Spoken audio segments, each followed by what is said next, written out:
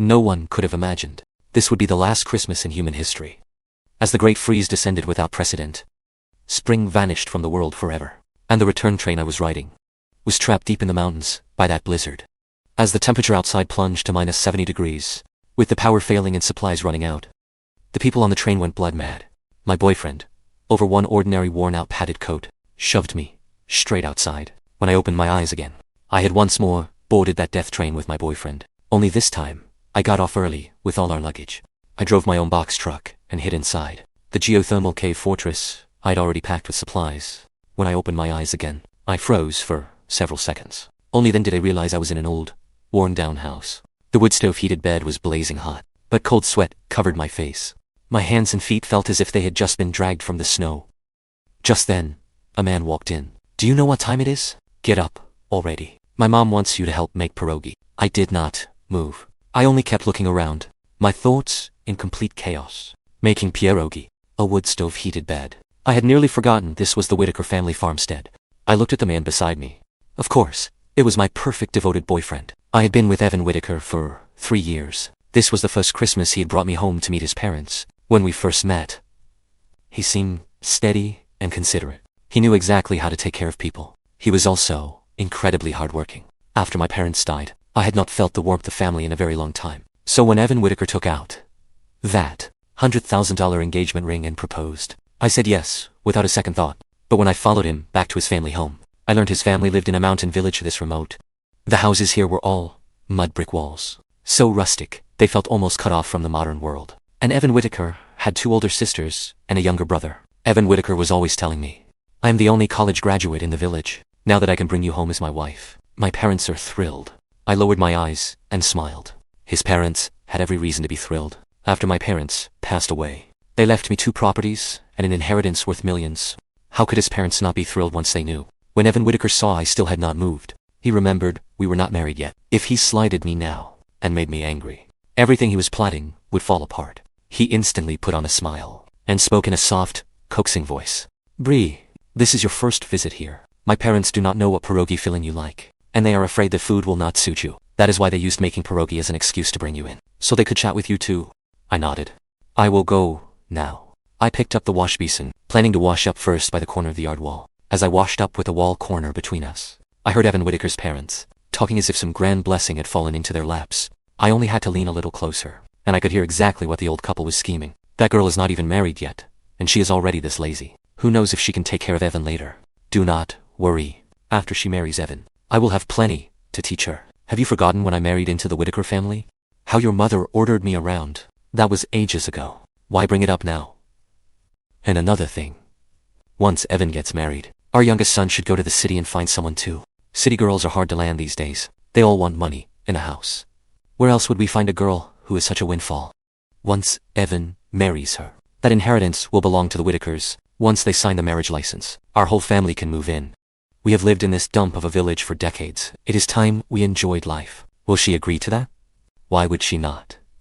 To win her over, Evan proposed with a $100,000 engagement ring. That rotten boy. Has he lost all sense? With that kind of money, he should have helped his brother. Instead, he bought that girl some useless ring. It is rented. After Christmas, once they sign the marriage license, he will return the ring. We lose nothing. Listening to their plan to get something for nothing, I leaned against the wall and gave a cold laugh. The Whitaker's greed was exactly the same as in my previous life. In my previous life, when I heard all this, I was so furious, I had a huge fight with Evan Whitaker. I even booked a return train ticket on the spot, planning to go home and cut him off forever. But this time, I held back. After all, compared with what was about to happen, this was nothing. No one knew I had been reborn, and no one imagined that trip would become the death train. And this Christmas would be the last Christmas in human history. Since all of it was real, they could not blame me for being ruthless. While Evan Whitaker slept, I immediately took the ring and my property deeds to use as collateral, turning everything into cash. This time, I would do more than survive. In my previous life, I was too busy giving Evan Whitaker the cold shoulder on the train to notice the snow outside the windows falling harder and harder. When I woke after 3 hazy hours of sleep, I realized the train, because of the heavy snow, had been forced to stop among the mountains. Back then, the train kept repeating announcements. The crew told everyone to stay calm, reassuring us that rescue would arrive soon. But that rescue still had not come by the next afternoon. As the temperature outside kept dropping, the passengers in the car finally realized something was wrong. Everyone kept refreshing the news on their phones, and only then did we discover the whole world had been paralyzed by the Great Freeze. By the third day, the fake workman killers could not hold back any longer. In the middle of the night, they slipped into the crew compartment and murdered the transit officer on duty. After seizing the officer's weapon, those men dropped the act and showed their true colors. They forced everyone in the car to hand over the supplies in their luggage.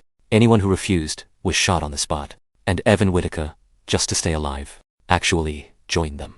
Back then, he stood inside the train doors, watching as I helplessly pounded on them from outside.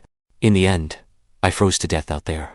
At the height of my despair, a flash of white light crossed my vision. When I opened my eyes, the next second, I had somehow returned to 3 months before the Great Freeze. At the time, I desperately hoped it had all been a nightmare. Nothing more than pre-wedding jitters. But those scenes had felt far too real to find out whether it was true. I waited until Evan Whitaker was sound asleep. Then I used his fingerprint to unlock his phone. In that moment, I was stunned. In the chat records, between him and his parents, they had already planned to prey on my estate because I had no family left. They'd even asked an insurance company about a life insurance policy. The coverage was as high as 10 million. That engagement ring, Evan Whitaker once flaunted, as he paraded me through a luxury store, was exactly what his parents had said in my previous life. He had rented it for $200 a day. I could even see the rental details clear as day. Cold sweat broke over me in that instant. Once I realized it was all true, I had no time to grieve. I took the house Evan Whitaker's whole family coveted and used it as collateral for a secured loan. I also liquidated the inheritance my parents had left me. But when I thought back to my previous life, I still had questions. If that train had not happened to be passing through the mountains, it would probably have been buried under snow in an instant. No one on board would have had any chance of survival. But if the outside world had already dropped to minus 70 degrees, why did the temperature around that train fall a full day later? I realized that mountain region might have some unusual terrain, so I immediately checked the maps and searched through every geological report I could find on the area. After several sleepless days and nights, I finally found the answer. At a glance, the place was ringed by lush green mountains. In reality, the rock beneath those mountains sat on an active geothermal zone. Places like that usually sit above either a volcanic belt or a tectonic plate boundary. Once I discovered that, I immediately rented an SUV and drove to the mountain region where the train had stopped in my previous life. I reached a small county town near those mountains. After a week of surveying the area and asking around, one local man told me there was a cave behind a nearby resort with underground hot springs inside. My eyes lit up when I heard that. No wonder the train had cooled so slowly in those mountains. Maybe those hot springs were the reason. Apparently, above the hot springs, a developer had even started building a resort. But less than 6 months after construction began, the project was abandoned for some reason. After hearing that, I decided to go see it at once. I drove the SUV, searching for that abandoned mountain resort. Maybe those unwanted buildings could become my own doomsday fortress. After I reached the abandoned resort, I unexpectedly noticed a road at the far end of the unfinished buildings. It led inward, straight to the entrance of a cave. I walked up to it, pushed open the heavy door, and stepped inside, trembling with nerves. At the end of the cave, there was even a service elevator. This was shockingly high-end. Beside the elevator was a small door. Curious, I pushed it open. Inside was the electrical room for the entire cave. I swallowed hard. Then I reached out and tried flipping the main breaker. The next second, I heard the elevator hum to life. Before long, the whole cave blazed with light. At that moment, a wave of pure exhilaration rushed through me. I never expected this place to have solar panels and a backup elevator already installed. Then I looked at the 2 huge iron doors near the entrance, set 10 meters apart. Just imagine, a few months from now, when the Great Freeze arrived, and every road below was buried under snow, wouldn't this become the perfect safe base, sealed off from the outside world? Holding back my excitement, I continued deeper down. Before me stretched a broad hall. I followed the small lights along both sides of the cave, and found several more rooms. There was a sauna, a karaoke lounge, and a game room, plus a private theater. Farther in, I found piles of clutter and paint buckets. It seemed the renovations had never been finished. I stepped over the mess and headed deeper. Only then did I see that, inside the cavern, natural hot springs of all sizes were scattered throughout. I bent down and touched the ground. Even the stone was faintly hot to the touch. It looked like this was exactly the geothermal zone mentioned in the reports. It was basically natural central heating. When the Great Freeze came, no amount of cold would scare me here. I passed along the hot spring pools and noticed light farther inside. I walked forward and looked up. It was an open-air atrium. The opening overhead looked tiny, more than 10 meters above me.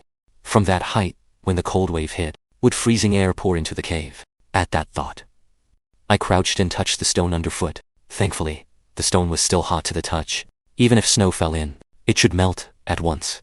I might as well set up an inflatable kiddie pool in advance. The collected snow melt could water the plants, and this place could serve as my main ventilation shaft. I had thought the hot spring area was already enough to open my eyes, but the renovations on the other side left me even more stunned. When I entered through the doorway on the other side, I found an entire villa hidden inside.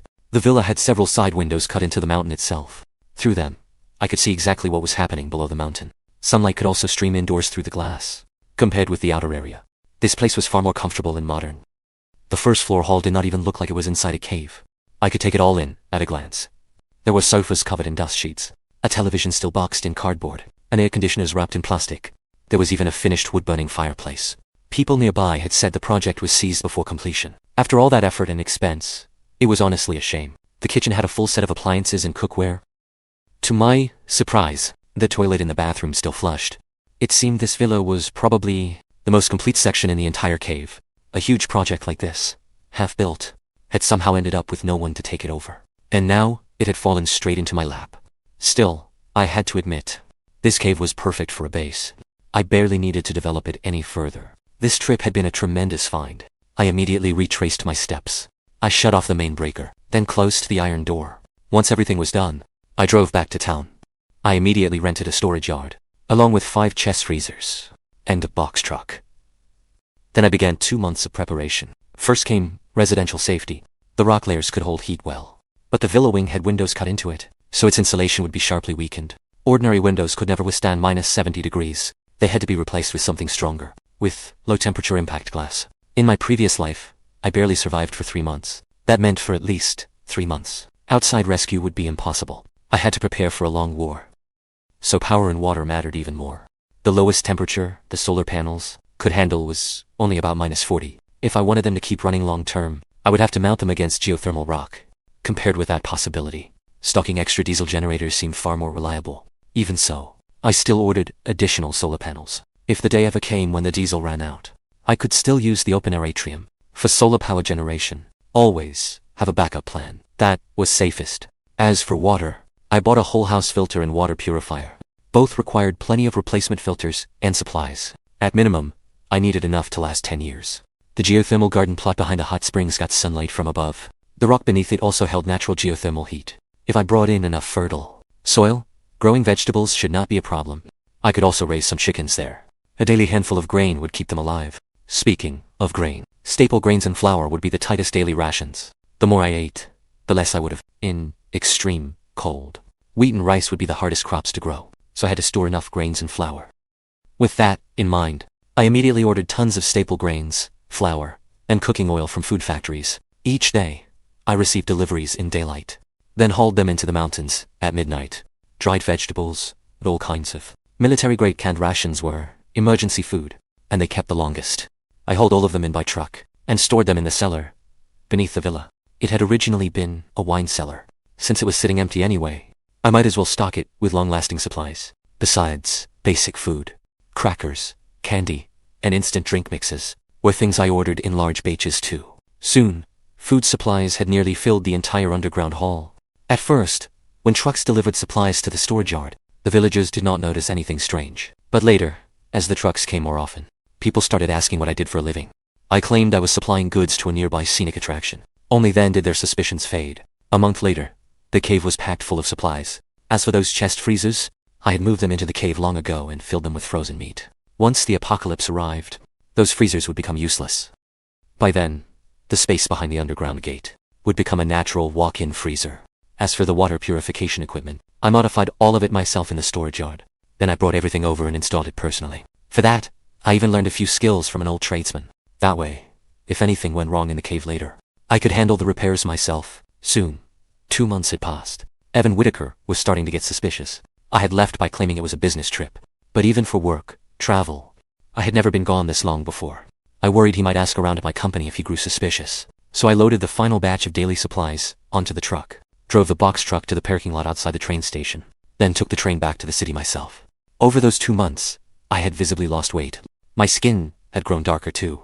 That left Whitaker, who had doubted me at first. With nothing more to say, he thought I had been working myself to the bone, just to get a promotion and a raise. I did not explain anything. I just smiled and planned our Christmas trip home with him. Then, after arriving at his family home, I began my own plan. Mr. and Mrs. Whitaker, I'm sorry. I got up late. Seeing me walk in with a smile, the old couple hurried to greet me warmly. Say what you want. Say what you want. Our Evan knows how to care for a woman. Marrying into the Whitakers makes you one lucky girl. Hearing that, I sneered inwardly. Lucky, I might not even live long enough to enjoy it. Mr. and Mrs. Whitaker, do you have many quilts and winter clothes at home? When I arrived, I heard someone at the village entrance was buying cotton at a high price. Apparently, several $1,000s a pound. When Mrs. Whitaker heard that, her eyes went wide. How much per pound? Several thousand. That is impossible. I smiled and looked outside. It can't be fake. They are right at the village entrance. Mrs. Whitaker jumped up and ran out toward the village entrance. Before long, she came back and gathered every quilt in the house, and dragged every winter coat she could onto a hen. Then she hauled a whole lot outside at once. She sold a full 55 pounds for almost 100 grand. Evan Whitaker scratched his head, frowning. Mom, you sold all our quilts and clothes. What are we supposed to sleep under tonight? Go borrow a couple of quilts from old man Sean next door. Seeing this, I finally spoke. One quilt is enough. Evan, my boss said I have to return to work early. I have to leave tonight. Are you coming back with me? Evan Whitaker frowned. Christmas is not even over yet. Mr. Whitaker looked furious too. What kind of boss makes people work during Christmas? What kind of money is he offering to boss people around during Christmas? Honestly, not that much. Only a little over 100,000, but I figured it would cover half the wedding money. That way, Mr. and Mrs. Whitaker would not have to struggle. Mrs. Whitaker's eyes lit up the moment she heard that. Oh my. Work comes first. Of course. Eva, hurry up and help your wife pack her things. Facing them, I felt no guilt at all. I picked up my things and got into the car I had called in advance. Evan Whitaker and I rode all the way to the train station. Then we carried our luggage onto the train I had booked ahead of time. It was the exact same route as in my previous life. The car was spacious and warm. Before long, Evan Whitaker finished the drink I had laced with sleeping pills, and sank into a deep sleep on the train. When the train pulled into the station and stopped, I stood up, grabbed the 2 suitcases, and headed for the door. Beside me, Evan Whitaker was sleeping like the dead. He noticed nothing. Heavy snow was already falling over the platform. The bitter wind stung my cheeks. I smiled. Then I turned and left. I reached the parking lot where I had left the box truck. By then, the ground was already sealed beneath a thin layer of snow. I got in at once and drove my box truck out of the lot. There were very few cars on the road. After all, no one came to this county town for a Christmas vacation. Watching the snow drift down, I knew that in 6 more hours, the whole world would be buried in snow. If not for the blizzard, driving from the county highway into the mountains would take an hour and a half. But now the snow was falling harder and harder. The trip would take at least twice as long. If I had not gone back to Evan Whitaker's family home with him, I could have entered the cave safely much earlier. But even if I had to take some risks, this time, I would never let him get off easy. Evan Whitaker probably never imagined that I had planted a hidden camera on the carriage luggage rack. And just before leaving, I had also handed the theft report letter to the train attendant. Once he woke up and found the luggage gone, he would definitely go to the transit officer, because of what the letter said. The officer would take him to confront the fake workman killers. In my previous life, Evan Whitaker had done anything to survive. He even joined them, becoming their accomplice. But this time, as long as he provoked those men, he would be the first one they turned on. I drove the box truck into the abandoned mountain resort. By then, the thermometer showed the temperature had already dropped to -40 degrees. At that moment, the mountain below was already a blank white expanse. Even the 3- and 4-story little villas had only their rooftops showing. If the snow kept falling, it would probably bury at least half the mountainside. Fortunately, this mountain was high enough. Back then, the snow had not even completely swallowed the train, so burying my place would be impossible. I glanced at the time. There was still 1 hour before the train would be trapped by the snow. After such an exhausting day, I stretched. Then I went straight to the main hall. Suddenly remembering something, I took out my phone. I had almost forgotten that in Evan Whitaker's farmhouse, I had installed a temporary hidden camera too. I opened the camera feed. Mrs. Whitaker was wrapped in a thin quilt, pacing back and forth inside. Mr. Whitaker was crouched in the corner, rubbing his hands and breathing warmth into them, watching them shiver from the cold. I felt no pity at all. Just then, my phone suddenly rang. It was Evan Whitaker's number. I let it ring until it hung up on its own. Then a text from him came in. "Where are you?" I turned off my phone. I walked to the window and watched the blizzard raging outside. This snow would fall for 3 straight months, until it drowned the entire civilized world, and my cave would be the only Noah's Ark in this white hell. I walked to the control console. Then I activated the final blast door. I was not just going to survive. I wanted Evan Whitaker dead. After I had driven the box truck for a while, I suddenly noticed something behind me. A box truck, much like mine, had appeared. Because the snowy road was slick, that truck was not moving fast. It kept a steady distance behind me, neither too close nor too far. When I sped up, it sped up a little too. When I slowed down, it slowed with me. On snowy mountain roads, box trucks often follow each other, but my instincts made me wary. As I approached the first fork toward the cave, that truck was still following behind me. In an instant, my scalp prickled. I still had 4 hours and 4 kilometers left to go. If it kept following me, I would be in serious trouble. I stopped hesitating. I decisively slowed down and pulled to the roadside. Then I stared coldly into the rearview mirror. In the mirror, the box truck behind me saw me slow down. It seemed about to slow down as well. But when it saw me suddenly stop by the road, it seemed to hesitate for a moment. Soon, under my cold stare, that truck accelerated and passed me. At the second fork, 20 meters ahead of me, it turned and drove off in the opposite direction. After that truck left, I stayed where I was for another 10 minutes, only after confirming it would not come back. Did I start the truck again and continue along my original route? I drove the box truck into the abandoned mountain resort. After winding through several turns, I followed the old dirt road up toward the mountainside. Only when I reached the cave entrance did I finally get out. By then, the mountain wind was roaring. The temperature had already fallen to -40 degrees. Without hesitation, I pushed open the cave's main door. Then I drove the box truck straight inside. After that, I got out. I pulled the ropes on both sides of the iron door and lowered all the heavy industrial insulated wind curtains. These curtains were fire resistant and built for extreme cold. Having them custom-made in this size had cost a fortune. I grabbed my suitcase and walked toward the cave's second door. By now, the space that had once sat empty between the cave's 2 doors was already packed full, with all kinds of frozen meat. Chicken, duck, goose, pork, and beef were all sealed and stored here. All kinds of fish had also been stacked against the walls in advance. Now, as the temperature outside kept dropping, this place had truly become a natural walk-in freezer. When I stood before the second door, the scanner under my feet lit up instantly. The next second, the door opened automatically. A wave of warmth wrapped around me at once, detecting my presence. The automatic sensors nearby immediately switched on every light in the corridor. At the same time, the smart security system spoke. Identity confirmed. Owner recognized. Hello, Bree. Coldwell, registered owner. Welcome home. The cave's internal temperature is set to 22 degrees. Overall, humidity is 45%. Current generator charge is 99.99%.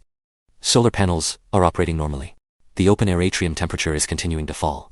Temperature is controlled at 15 degrees. Chickens, alive. Cattle and sheep, alive. Feed supplies are sufficient.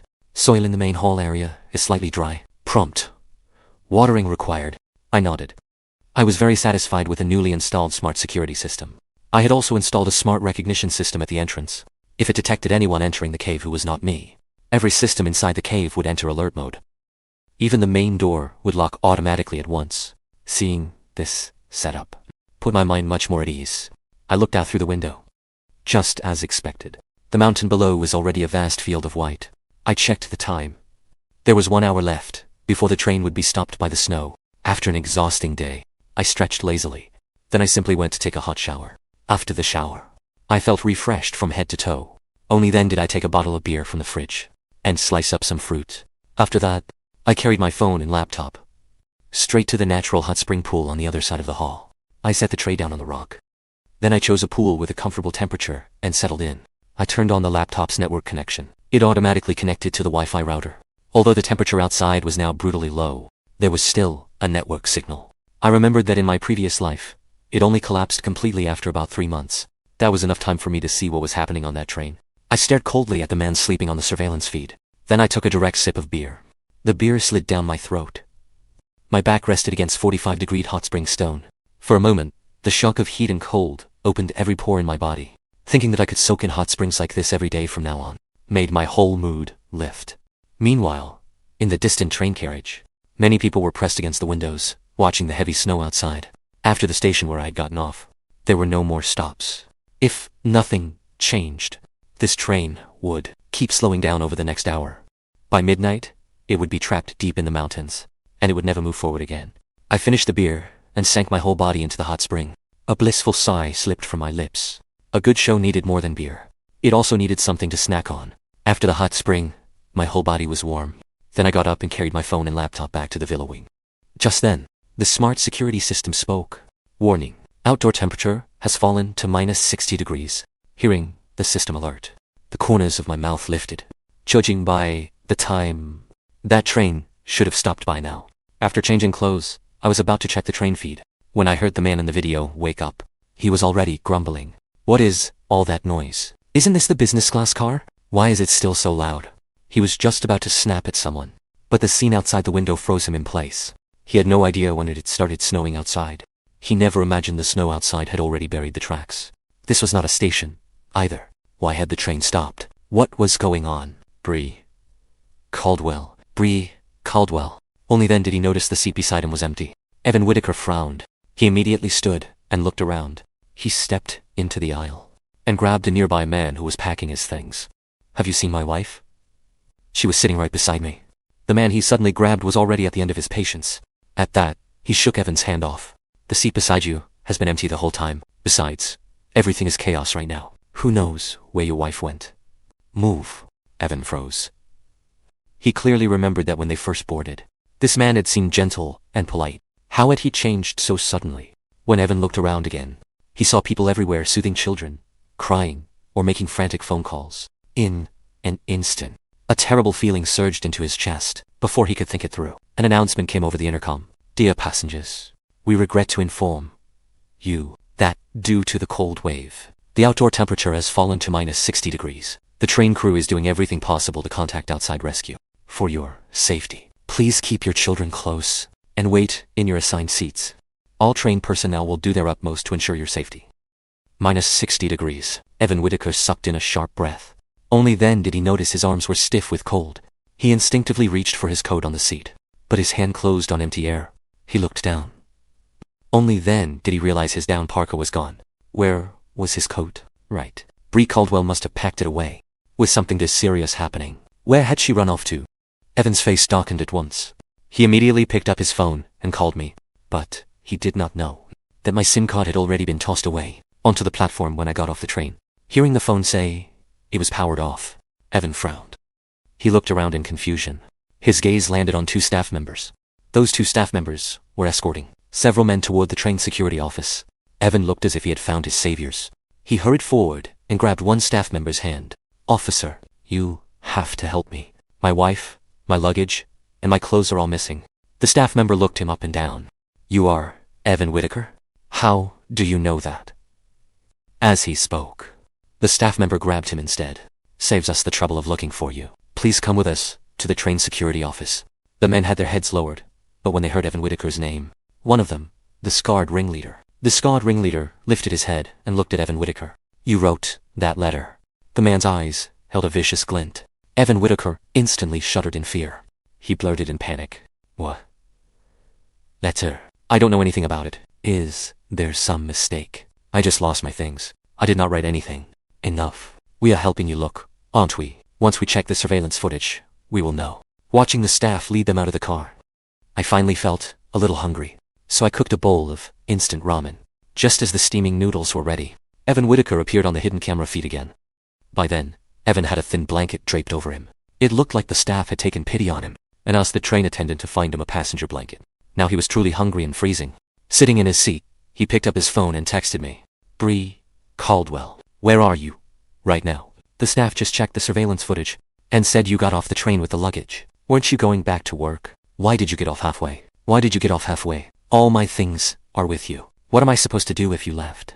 And where did all my clothes go? It is snowing hard outside. The food in this car is way too expensive. Send me some money right now.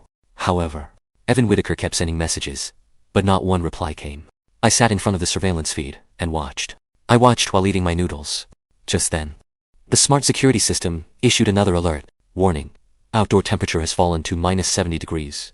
At that moment, wails came through the camera feed. What do we do? I heard it is already -70 degrees back home. What are we going to do? We are not going to die here, are we? Minus 70 degrees. How can anyone survive that? It is over. I don't want to die. Help. Is anyone coming to rescue us, or not? Did they not say they were calling for help? Where are the rescuers? How long has it been? There is still no word. Although the temperature outside the train was brutally low, the insulation inside the car was holding fairly well. The camera had not been affected yet. It had even switched into night vision mode. In the middle of the chaos, several gunshots suddenly rang out. Everyone, listen up. Drop your things, right now. Walk out of this car, one by one. If anyone dares take anything, I will blow his head off. Everyone dropped their luggage and quickly fled the car. I set down my chopsticks. Then I tapped the talkback button on the hidden camera feed. Slowly, I spoke. The world is ending. How many days will those scraps last you? Come to me. I have something much better waiting for you. When the men heard my voice, they tensed instantly. Who is talking? Then one sharp-eyed man noticed something off. Boss, look, there is a camera here. I smiled. Then I said, completely unfazed, if you want to live a little longer, I suggest you do not break that camera. At that moment, the scarred ringleader studied the camera closely. Who are you? Why did you install a camera here?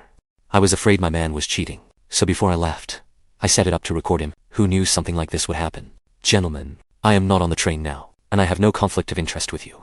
But I know you are trapped in that car. So is my man. I want you to find him for me. The scarred ringleader seemed to understand at once. What does that have to do with us? Why should I help you? You are trapped on that train. In just a few days, you will be out of supplies. Sooner or later, you will freeze to death. But my man is there too. How could I let my man die? Of course, I want him alive. Think about it. If you follow him, won't you all survive together? They seemed to realize I had a point. The men exchanged a look. We are trapped deep in the mountains. Where are you? My man's name is Evan Whitaker. Bring him to me. Then, I'll tell you my location. Farther north, it is already minus 70 degrees. Luckily, you are in a mountain hollow. The temperature there is not dropping as fast, while it is not too cold to leave yet. Get out quickly. Otherwise, once the train's power system collapses, that car will become an outdoor ice coffin. After hearing that, the man's face instantly darkened. He turned at once and pulled the others aside for a quick huddle. They moved farther away, thinking I could not hear them, but they underestimated the microphone. Is that bitch telling the truth? Boss. It is true. It is all over the news out there. A lot of places are buried under heavy snow. Only underground parking garages and civil defense bunkers are warm enough for people to survive. This train car is all windows. Once the power system really fails, we are finished too. Forget it. Her man is still on the train. As long as we have him, she won't dare lie to us. After that, the men rushed toward the other cars. Seeing that, I kept eating my noodles and waited. Before long, the men appeared on screen, dragging Evan Whitaker with them. I raised an eyebrow. Then, using a new number, I immediately placed a video call to Evan Whitaker. As the screen lit up, a hall packed with supplies appeared before them. Evan Whitaker's eyes went wide. Bree? Caldwell? Where are you? Looking at the screen, I shrugged. My boss suddenly assigned me to deliver a shipment. It was at the last stop. You were sleeping so deeply, so I left first. Now you can see it for yourself. I am in my company's underground warehouse. It is not far from you. I heard the temperature outside is plunging. Get off the train now and come find me. As I spoke, I sent over a location pin. It was a fake warehouse pin I had marked on the map myself. When the men opened it, they saw it was 3 kilometers from the train. Their faces instantly tightened. Under normal circumstances, it would not seem far. But outside, the snow was already waist deep. Those 3 kilometers had become impossibly long. The temperature outside looks like it is dropping again. If you do not leave now, you will not be able to move at all. Evan Whitaker. I do not care about anyone else, but you have to survive and find me. There is enough food in this warehouse to last us for years. As I said that, I carried the phone over to the fully stocked shelves and gave them a full look around. Hearing that, the man gave a cold laugh. He hooked an arm around Evan Whitaker's neck. Little lady. No need to say that. Do not worry. Your man will be delivered to you safe and sound. The moment he finished speaking, the video call ended. After seeing the piles of supplies behind me, those men were tempted, just as expected. Then they gathered their things and left the train car. I watched it all with cold eyes. This was all I could do. With that group tricked off the train, the people in the car should still have time to seek rescue. After finishing my noodles, I began checking my supplies. Only 2 hours had passed, and between the first store and the second. The temperature in the storage buffer had already dropped to -40 degrees. From then on, whenever I used any supplies, I crossed them off in my inventory notebook. That way, I could clearly track how much remained. When I returned to the villa wing, I saw the phone on the table ringing non-stop. When I checked it, I found Evan Whitaker had already left 20 missed calls. I immediately called him back on video. After a long wait, he finally answered. "How far have you gone? Are you not there yet?" "Bree, Caldwell, why don't you come get us? It is too cold out here. My phone is almost dead." In the video, behind Evan Whitaker and those men, the train was still glowing with warm light. It seemed they had not gone far. I said, pretending to care. "I am coming to get you now. Do not give up. Once you cross that mountain, you will be there. I will wait for you at the foot of it. We are very close. I have hot water ready. When you get here, take a long hot bath first. Then we will have a hot stew dinner together." The scarred ringleader glanced back at the train behind him. He figured they had already come this far. If they turned back now, it would all be for nothing. He gritted his teeth and ordered the others to keep moving. The great freeze had arrived. Under a night of -70 degrees, savage winds drove the blizzard until everything was swallowed. At that moment, inside the geothermal cave fortress, I was carrying my inventory notebook toward the storage area. I logged the stored bottled water and recorded the hygiene supplies one by one. Then I pushed open a heavy door. A cool gust swept in. Outside the cave, howling wind tore through the -70-degree night. Just then, the smart security system's voice sounded. "Person detected entering the open-air atrium. Lights have been activated automatically. Open-air atrium, temperature, 15 degrees. Humidity, 30%. Wind speed is below level 1. I picked up a bundle of hay and fed the cattle and sheep kept there. Then I checked the hens I had settled in the chicken coop early on. The system had been feeding them on schedule. Only then did I relax. Just below, I had planted some vegetables. Their growth looked good. After finishing that round of chores, I tidied up and left the cave area. When I returned to the villa wing, Evan Whitaker's messages finally came through. This time, there were only 2 missed calls and 1 voice message. "Bree, Caldwell, where the hell are you?" My phone died. I had to stick on every adhesive heat pack I had just to turn it back on. I had barely finished listening when a video call request came in. The next second, I tapped to answer. When he saw the luxurious villa wing behind me, the scarred ringleader instantly widened his eyes in disbelief. "You never left. You tricked us." As he spoke, the man aimed the camera at Evan Whitaker, who was nearly frozen unconscious. "What the hell is going on? Your friend never even came out." I looked at Evan Whitaker. His lips had frozen, blue-purple. Frost had formed on his eyelids. In that instant, images from my previous life rose before my eyes again. Back then, I had been just like him now. No. Back then, I did not even have a down parka. They threw me out of the train car. No matter how hard I pounded on the door, Evan Whitaker acted as if he could not see me. He held another woman in his arms, watching me with a cold, indifferent face. He watched me freeze to death right in front of him. He did not show the slightest flicker of pity. "Your man is still in our hands. Do not care if he lives. If you do not come out now, he really is going to die." The man's voice kept coming through the video. Only then did I snap back to myself. My gaze settled on the other side of the screen. I sighed. Then, I said coldly, "How much do you think his worthless life is worth?" "Evan Whitaker, want to know how your old man and your mother are doing?" As I spoke, I sent over a 10-second video clip. After all, if it was too long, I was afraid their phone would die before they could watch it. In the video, the old Whitaker farmhouse had a pile of cotton burning inside it. Then the footage cut off abruptly. At the moment, it collapsed. Evan Whitaker finally reacted. "My parents and my little brother, Bree, Caldwell. It was you. You planned this, did you not? Why the hell would you do this? We were about to get married. Why would you do this to us? Do you even have a conscience? A conscience? What is a conscience? Is it more important than staying alive?" Evan Whitaker, "Do you remember the amount on that life insurance policy?" "What policy?" Evan Whitaker froze for a moment. It seemed he finally understood everything. He still tried to explain, but the man yanked him away and stomped him into the snow. "You two can tear each other apart all you want, but you made a fool out of me, too. Strip her man bare. Take off all his clothes and put them on. Get back to the train now. There is still a chance." As the phone was tossed aside, Evan Whitaker's curses and screams instantly filled the video. But after only a few seconds of wailing, the video cut out completely. I turned off my phone. A nameless rush of satisfaction flooded through me. Just then, my gaze fell on the hidden camera feed. I saw someone below still moving. It looked like the train attendant from earlier. I immediately pressed the talkback button. Hello, is anyone still alive? The train attendant jumped in fright. He hurriedly looked around for whoever was speaking. I will make this quick. I tricked that group into leaving the train. Now, they have realized something is wrong, and they are heading back. If you want to live, lock the train doors now. Otherwise, when they return, all of you will die. The man froze for a second. Then he shouted at once, rallying the few people in the car to rush toward the doors. Seeing no one left in the car, I finally shut off the camera feed. That was all I could do. From here on, the only people who could save them were themselves. Smart security system. Report the outdoor temperature. Yes, owner. The current outdoor temperature is minus 70 degrees. Safety level. Dangerous. My heart tightened. Then I let out a long breath. The apocalypse had come after all. After that, I went back to the second floor bedroom and slept like the dead for a full day and night. Those 3 months had drained me completely. I badly needed to recover my strength. And yet, that full day and night of sleep felt painfully small against the long years ahead. Every day passed under a weight of unease. Even after everything I had sacrificed. Even after planning and arranging every last detail. Even though I had only survived 3 months in my previous life, I still kept hoping rescue would come. I truly hoped these 3 months were only a brief cold snap.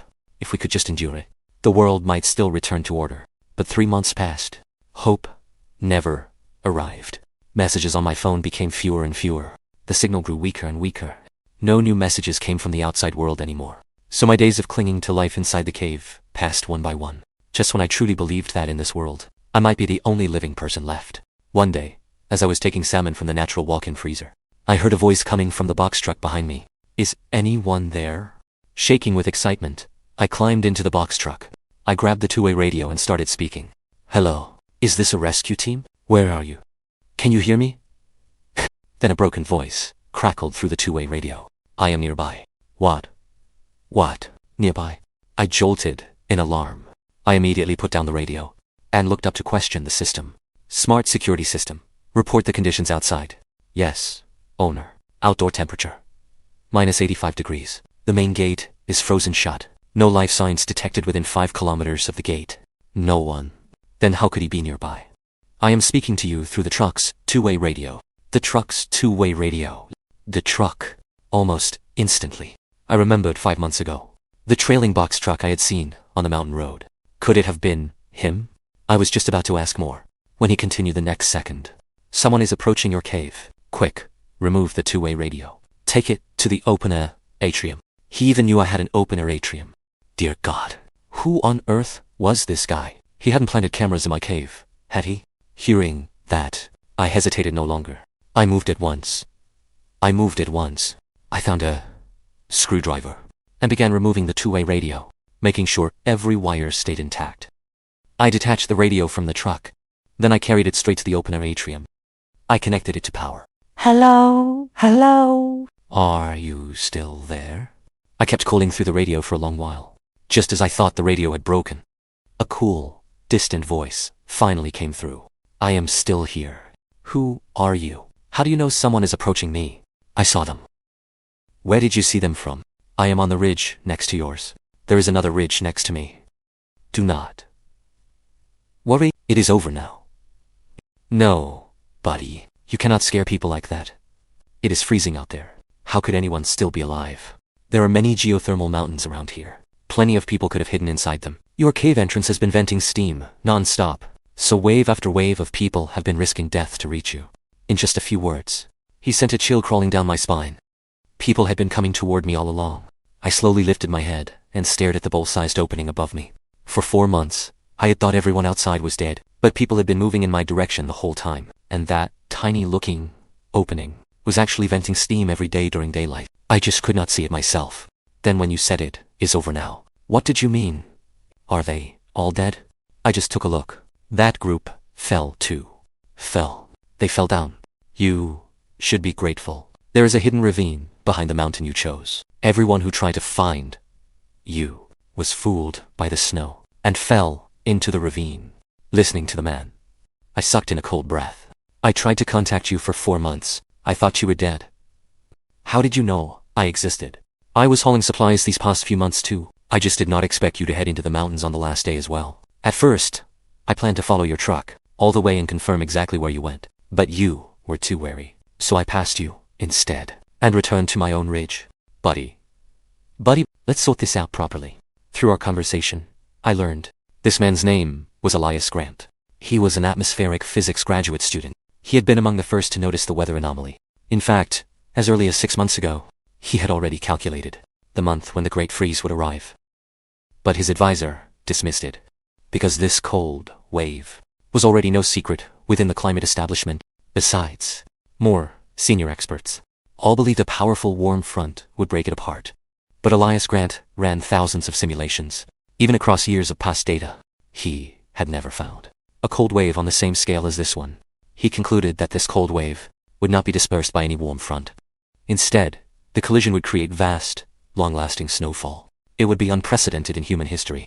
Worse, his predicted date fell around Christmas, when everyone would be traveling home to reunite with family. If the higher-ups had truly been told, if the prediction proved right, that would be one thing.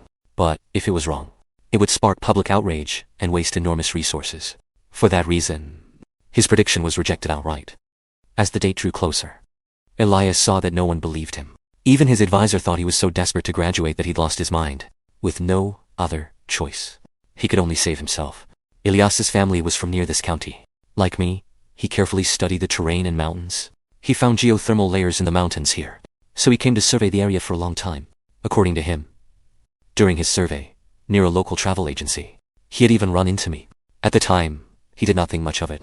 However, after he chose his cave and placed bulk orders with major suppliers, he was told someone else had also ordered a large shipment to this county. He even had to wait an extra week because of it. Only then did he realize someone was doing the same thing he was. Elias did not tip anyone off. Instead, he started ordering supplies in step with me. Whatever amount I bought, he bought the same. Elias Grant's ridge shelter was about 5 kilometers from mine.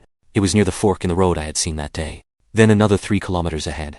He said there were several caves like this in the area. My cave was the last one to be sealed off, so they had not had time to empty it completely. His cave had been finished a year earlier. People had even stayed there several times. By the time he found it, it had been sealed too, and nothing remained but the finished shell. Even a basic TV was out of the question. Elias's shelter did not have an open-air atrium, but the villa structure rose 4 stories high. From there, he could see my steaming hilltop and what lay behind it. As for the third cave, it really was a scenic cave shelter. A good number of staff must have stayed behind instead of going home. Being stranded there turned out to be a blessing in disguise, and they survived, but with no food or water. Once they saw my ridge constantly giving off steam, wave after wave risked death trying to reach me. Unfortunately, even though the distance was short, a huge hidden ravine lay between the 2 mountains, and it was buried under snow, so no one could see it. Everyone thought they could climb up and find me. But before the cold could kill them, they all died at the bottom of the ravine. At that point, he and I both fell silent. Something like this could not honestly be called happy, but regret was out of the question. All I could say was that I had been lucky enough. Elias Grant's appearance added a little spark to my dull apocalypse life. Having a neighbor was better than being alone. Curious, I asked, what else did you stockpile? A lot of generators. I need to analyze whether data inside the cave. The equipment draws a lot of power. I use microhydropower from the hot spring runoff. I winced inwardly. So all that diesel I stockpiled was basically a waste. This is what happens when you don't know enough. The world had ended, yet satellites still worked. What does the apocalypse have to do with space satellites? For once, I had no comeback. Then I asked, "Great meteorologist, is there still hope for Earth?" "Hard to say. We still need to observe it." I curled my lip, shoveling manure from the cattle shed, while glancing at the blue sky overhead. In the days that followed, he sent me weather updates now and then. In return, I taught him how to cook, and life went on, quiet and uneventful. One morning, in the 3rd year of the apocalypse, the 2-way radio suddenly blared. "Bree Caldwell. Wake up." Rubbing my eyes, I mumbled, "Why are you yelling? Has rescue come? If not, let me sleep. The snow is melting." I snapped awake. I rolled out of bed and ran to the window. Outside, the world was still a blinding white. How is this melting? The snow level has dropped 10 centimeters. System, report the outside temperature. Yes, owner. The current outdoor temperature is minus 68 degrees. If it rises a little more, to minus 50, we can leave the caves. Do you think anyone else is still out there? Not many could have lasted this long. When the temperature rises, what do you want to do? Have McDonald's. So, little ambition. Where would you find McDonald's in the apocalypse? I want to meet you. Me, too. In the spring of the 8th year of the apocalypse, I was making dumplings, when his voice came through the two-way radio. I'm here, at your cave entrance. I wiped my hands and ran to the natural walk-in freezer. I moved the box truck aside, then pushed open the iron door sealed for 8 years. The man who had kept me company from across the mountain for 8 years was standing right there. In the 10th year of the apocalypse, the temperature climbed back to minus 40 degrees. Society still had not recovered. Elias said it would plunge again soon. We decided to stockpile supplies in bulk and move all the equipment from his cave here. Moving the equipment took 2 full weeks. In the days that followed, we barely stopped moving. I dismantled abandoned truck tires for insulation, then lined the cave walls with 3 more layers. Elias hunched over circuit diagrams, drawing up upgrade plans. The temperature drop came without warning. When I woke that morning, I heard a sound outside the cave. Sharp, crackling pops. I ran out to look. Even the white mist of my breath froze instantly into tiny ice crystals. The smart security system showed the outdoor temperature had plunged to minus 80 degrees. Elias's monitoring instruments screamed with alarms. On the screen, the temperature curve dropped like a cliff edge. Good thing we had upgraded the heating in advance. Only then did he let out a breath, pointing to the insulation data on the screen. The cave can stay 5 degrees above freezing. The cattle and sheep pens have electric heaters too. Everything is stable now. I nodded. Then I noticed his ears, red from the cold. I reached up and tucked his scarf tighter around him. Do not just stare at the instruments. Look after yourself too. He froze for a second. Then he turned his hand over and held mine. His palm still held the lingering warmth of the instruments. From now on, we look after each other. The long, brutal, cold, once again, covered the earth. But inside the cave, warmth gathered around us. I taught Elias how to deliver calves and lambs. He taught me how to read weather maps. When I made dumplings, he would roll out the wrappers without being asked. When he stayed up all night monitoring the weather, I kept a midnight snack warm for him. We did not know how much longer this deep freeze would last, nor did we know when society would ever recover. But as long as we had each other beside us, we had the courage to face anything. That night, in that year, I wrote in my diary, "The apocalypse is not what scares me. What scares me is being alone." Fortunately, I had found my anchor. Thank you all for your support.